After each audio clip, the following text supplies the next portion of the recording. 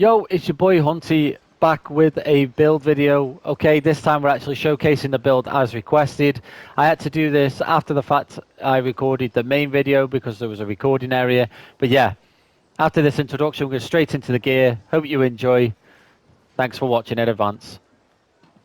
Use charged because I find I just get more damage if I go sharpened or nern. I just don't feel it gives me as much burst, where charge gives me more burst with the shock enchantment. Yeah, I just get better results with this. Backball, we're running the Vatashrine Eye Staff. Again, no shock. We're running that defending with the weapon enchantment. Okay, this is a really good set. One thing we do suffer with on a Mag Sorc is keeping that pressure on because we're relying on the crystal frags, and this really, really helps. We're just adding that additional pressure onto the target. Okay, we got a trainee helmet on, medium. Okay, max mag enchantment infused. Okay, this is just for the one-piece health, because what is mistaken in a lot of these max mag builds is they don't emphasize that actually having a good health pool is equally as important as having a max mag pool, okay? Because it scales off the both. You can have 70k max mag and 20k max health, and it won't scale as good as having 25k max health or 28k max health with 50k max magicka, okay? Our five-piece set is Crafty Elfique, okay, running a light reinforced. Now you can change this to a, if you want more tankiness, okay, but less damage, which I don't recommend, by the way, because you are tanky enough. You need as much damage as you can push. You can swap for the trainee reinforced heavy chest, and obviously this can be the light piece, but I don't recommend it. I'm going to be honest. You need as much damage as possible. So, like I said, Crafty Elfique reinforced light on the body. Then we have a heavy shoulders, so we're going 5-1-1. Okay, which is a dummy house, having max mag and max stam. Okay, having max stam is equally as healthy, okay, for the dodge rolls. Okay, Crafty Elfique impen, Crafty impen, Crafty impen, Crafty impen, all max mag enchantments, okay. We want to push that max mag as much as we can. Then we have Ancient Grace necklace with the weapon of spell damage and mag recovery, again arcane, and then a ring. And then we are going with the monolith reforged, okay. Here, this is just going to give us the most damage possible while we're pushing and putting pressure on the targets. Now, you can go with the mythic that gives you the max stats. But honestly, there's a certain point where diminishing returns just isn't worth it. And me pushing even more max stat now and making even bigger shields, giving me even more survivability, isn't as beneficial as me having that extra damage, so I can actually neutralize targets quicker. Okay? Of course, I can make a 70k max mag build and be unkillable, but I won't be able to kill anybody. So it's having that balance, okay? And Monomyth gives us that balance, still gives us that incredible damage on the front bar, and that great burst that we love Mag Sorc for, okay? So it works really, really well. So that's the gear. We're going with 3-piece Ancient Grace, 1 trainee, and 5-piece Crafty with 1 dummy and a Monomyth. Okay? Really easy setup, really easy for anyone to get and set up. Awesome. Let's go into the consumables then. It's been a while since I've done a build video, so I'm a little bit lost. We are using the Bewitched Sugar Skulls. Okay, this is going to give us the max health, max stamina, max magicka. Gives us great extra stats in all of our stat pools. We don't need the recoveries because of our class mastery. Our class mastery basically covers all our resource management. It's incredible. It's kind of broken, to be honest with you, but I'm not going to ask for it to be changed because it basically just allows us to play like this. Without that class mastery being so strong, this would be less possible. Okay, and then we are using tripods, okay? Tripods are going to be, again, the best pot for this because it's going to give you all your stats back. And like I keep saying, You can use it as an emergency heal at your low health. It's good. It gives you stamina, Magicka. It's just, yeah, it's just the best all-round pot, to be honest with you. Okay, let's go into the skills. Skills then, we are running Crystal Fragments. Okay, we are only casting this when we have an insta-frag. Okay, so when it lights up, we're throwing it out. Hardened Ward is going to be our shield, our one and only shield, other than the one we get with our class mastery, which stacks on top of this. Okay, then we have Inner Light for the Prophecy, again, giving us more max Magicka because of the Mage's Guild passive. And also, as you can see, your max Magicka is increased by 5%, which is why we have it on the front bar, and we have our shield on the front bar, so we're pushing as much max Magicka on the front bar as possible, because that is the bar we cast the shield on. Streak, this is going to be our mobility tool, but mostly our CC, so this is how we're going to stun people when we're dropping that comet, dropping an insta-frag, stun, boom, turn round. Hopefully the streak is procced an insta-frag and we throw an insta-frag again immediately.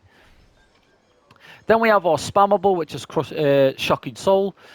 Shocking Soul is just a great pressure spammable, honestly, and it doesn't cost that much, and it's just really good. So it deals shock damage.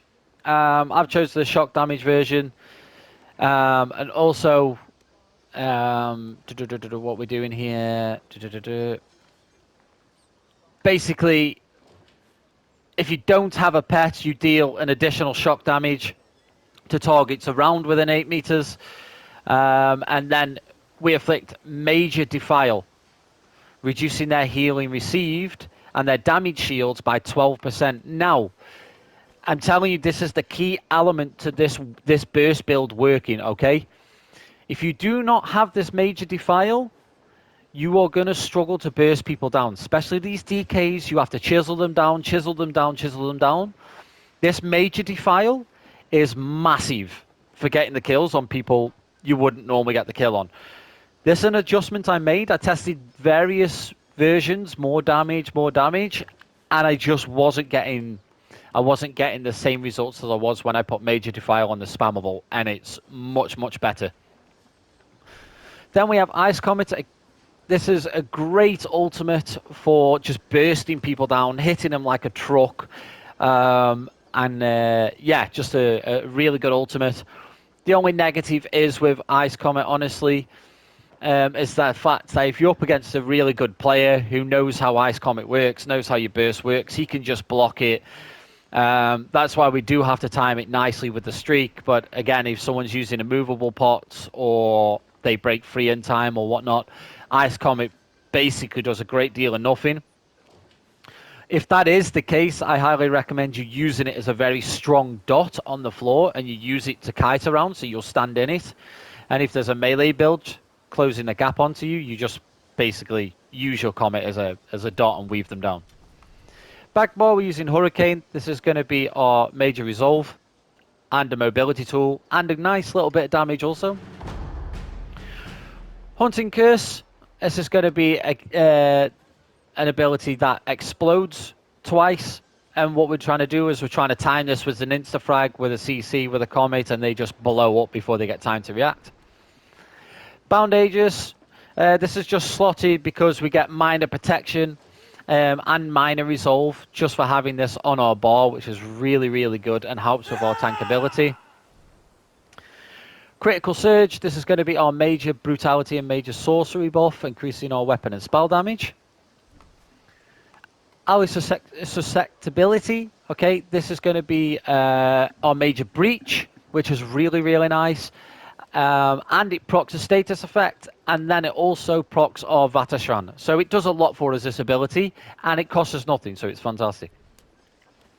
On the back bar, I use Reviving Barrier. I honestly only use this for the mag sustain and as an oh shit button, but honestly, I never ever have to cast this. Like, very rarely do I have to cast this.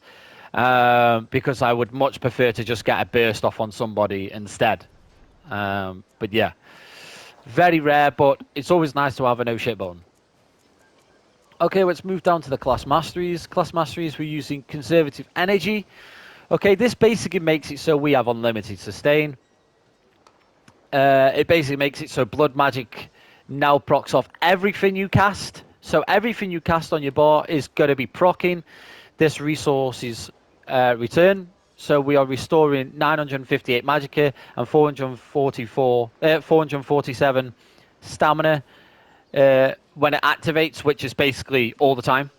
So we don't need Dark Deal, we don't need anything else, we don't need heavy attacks. This will just be literally recycling our resources back as we're using them. It's phenomenal, and a must-have on a PvP build. Then we go with Sphere Influence. Okay, again, another form of resource management and a damage shield.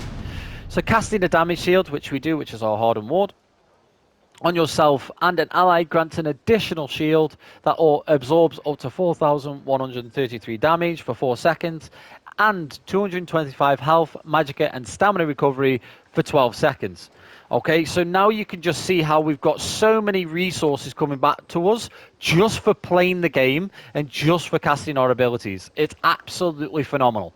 Okay, so I think what else is there to go through? CP, screen tree, standard, go with your mobility tools. As you can see, I'm not max CP.